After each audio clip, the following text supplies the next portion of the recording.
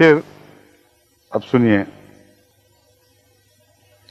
حضرت مسیح موعود علیہ السلام کے حیض کے تعلق سے، حضرت مریم حالت میں جانے کے تعلق سے، پھر اپنے وجود میں سے ایک بیٹا پیدا ہونے کے تعلق سے جو مسیح بنا، اس قدر ان کی زبانیں کھلتی ہیں، اس قدر یہ تمسخر اڑاتے ہیں کہ حیرت ہوتی ہے کہ ان کو کوئی خدا کا خوف نہیں، کہ قرآن کریم نے یہی مثال بیان فرمائی ہے۔ آیت کریمہ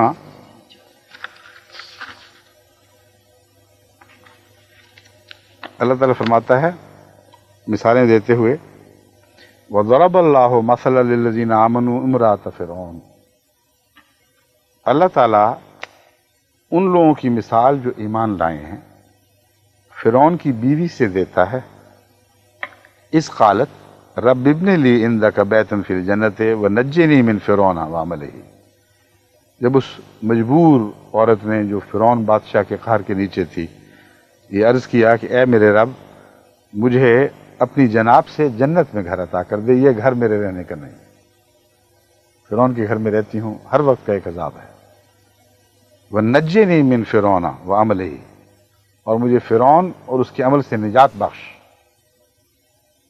من القوم الظالمین، جو ظالموں کی قوم ہے اس سے مجھے نجات بخش۔ ایک مثال ان مظلوم اہل ایمان کی ہے جو غیروں کے جبر کے نیچے زندگی بسر کر رہے ہیں، جس طرح پاکستان میں اس وقت احمدی ہیں، مجبور بے اختیار جو مرضی چاہیں گند اچھالیں، اس کا نام دلداری رکھتے ہیں۔ اور دوسری مثال ہے اس سے اونچے طبقے کے ایمان والوں کی، وہ کسی مرد سے نہیں دی، وہ بھی عورت سے دی ہے۔ ان مولویوں کو اب بتائیں مومن ہیں تو کون سے مومن ہیں؟ یہاں تو دونوں ہی عورتیں ہیں۔ فرماتا ہے وَمَرْيَمَ ابْنَتَ عمران، اور مریم جو عمران کی بیٹی تھی، التی احسنت فرجہا، اس نے اپنے اعضاء کی حفاظت کی، فَنَفَخْنَا فِيهِ مِن رُوحِنَا، فیہا نہیں فرمایا فی ہے، کیونکہ مومن سے مثال دے دی ہے، اس لیے مراد یہاں وہ مرد مومن ہیں جو مریمی صفات رکھتے ہیں۔ فرماتا ہے اللہ تعالیٰ وَفَنَفَخْنَا فِيهِ مِن رُوحِنَا وَصَدَّقَتْ بِكَلِمَاتِ رَبِّهَا وَكُتُبِهِ وَكَانَتْ مِنَ الْقَانِتِينَ، یہ تمام ضمیریں عورتوں والی ہیں، عورت کی طرف پھر رہی ہیں۔ جہاں نفخ روح کا ذکر فرمایا وہاں مرد کا ذکر کر دیا، جبکہ اسی مضمون کی آیت دوسری جگہ موجود ہے، وہاں عورت کی ضمیر پھیری گئی ہے۔ یہاں مریم کے اندر بچہ پیدا ہونے کا ذکر ہے، یعنی مسیح، وہاں ہا فرمایا گیا ہے، اس عورت میں ہم نے اپنی روح پھونکی۔ اور جہاں مومنوں سے مثال دے دی وہاں مرد کی ضمیر پھیر کر بتا دیا کہ یہ تمام پاکیزہ صفات جو اس عورت کی ہیں، جس مومن مرد میں ہوں گی اس میں ہم روح پھونکیں گے۔ اور جس طرح اس پاک عورت کے بدن سے ایک پاک بیٹا پیدا ہوا جس کا نفسانی خواہشات سے کوئی تعلق نہیں تھا، اس طرح وہ مومن جو نفسانی خواہشات سے اپنے آپ کو پاک کر لیتے ہیں اور مریمی صفات اختیار کرتے ہیں، ان کے اپنے بدن سے، ان کے اندر سے ایک وجود پیدا ہوتا ہے، اور وہ نفخ روح سے پیدا ہوتا ہے۔ یہ ہنستے ہیں کہ لو جی یہ ولادت مرد میں سے ایک ولادت ہو گئی، عورت بنا، یہ سارے قصے بنا کر بہت کہہ کے لگاتے ہیں۔ اب بتاؤ میرے صاحب کی سچائی کہاں گئی؟ اب سنو سچائی کیسے ثابت ہوتی ہے۔ حضرت مسیح فرماتے ہیں، علامہ سہروردی نے مسیح کے قول کا حوالہ دے کر تشریح کی ہے، کہتے ہیں خالص اور کامل یقین اسی ولادت سے حاصل ہوتا ہے، اور اس پیدائش کے ساتھ ہی انسان انبیاء کی وراثت کا مستحق ہوتا ہے۔ جس شخص کو وراثت انبیاء نہ ملے وہ باوجود دانا و ہوشیار ہونے کے در حقیقت پیدا ہی نہیں ہوا۔ مسیح کا ایک قول ہے کہ انسان 2 دفعہ پیدا ہوتا ہے، جو 2 دفعہ پیدا نہ ہو، دوسری دفعہ پیدا نہ ہو، وہ کچھ نہیں ہے۔ ایک دفعہ تو ماں کے پیٹ سے پیدا ہو گیا، دوبارہ کیسے پیدا ہوا؟ وہ پیدا ہونا ہے جس پر یہ ہنس رہے ہیں، کیونکہ آپ پیدا نہیں ہوئے، وہ دوسری پیدائش سے گزرے ہوں تو پھر سمجھ آئے کہ کیا ہوتی ہے. اس لیے ہنسنے سے اندھا کسی دیکھنے والے پہ ہنس رہا ہو کہ پاگل پتہ نہیں کیسی باتیں کر رہے ہیں. پتہ ہی نہیں کہ ولادت ہوتی ہے، اور جو ہو چکا ہے اس ولادت سے گزرا ہے. مسیح فرماتے ہیں 2 ولادتیں ضروری ہیں انسان کی روحانی بقا کے لیے. اس کا حوالہ دے کے حضرت علامہ سہروردی فرماتے ہیں خالص اور کامل یقین اسی ولادت سے حاصل ہوتا ہے. جب تک مومن دوبارہ پیدا نہ ہو جائے اس وقت تک اسے کامل یقین ہوتا ہی نہیں، اور انبیاء کی وراثت اسی طرح انسان پاتا ہے ورنہ نہیں پا سکتا. حضرت سلمان فارسی سے روایت ہے کہ آن حضرت صلی اللہ علیہ وسلم نے فرمایا الکذب حیض الرجل والاستغفار طہارتہ. بعض احمدی سوچتے ہیں، کئی دفعہ سوچتے ہوں گے کہ مسیح موعود علیہ السلام کو یہ حیض کا لفظ بولنے کی ضرورت کیا تھی. جب تمثیل کو کھولنا ہو تو ساری باتیں بیان کی جاتی ہیں، اور اللہ تعالیٰ نے حضرت محمد مصطفیٰ صلی اللہ علیہ وسلم کے منہ سے بھی یہی لفظ جاری فرمایا.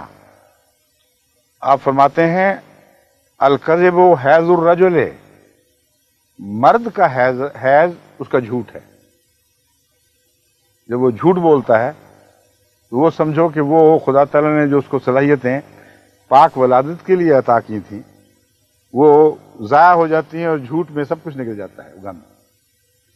اور بہت عظیم کلام ہے یہ.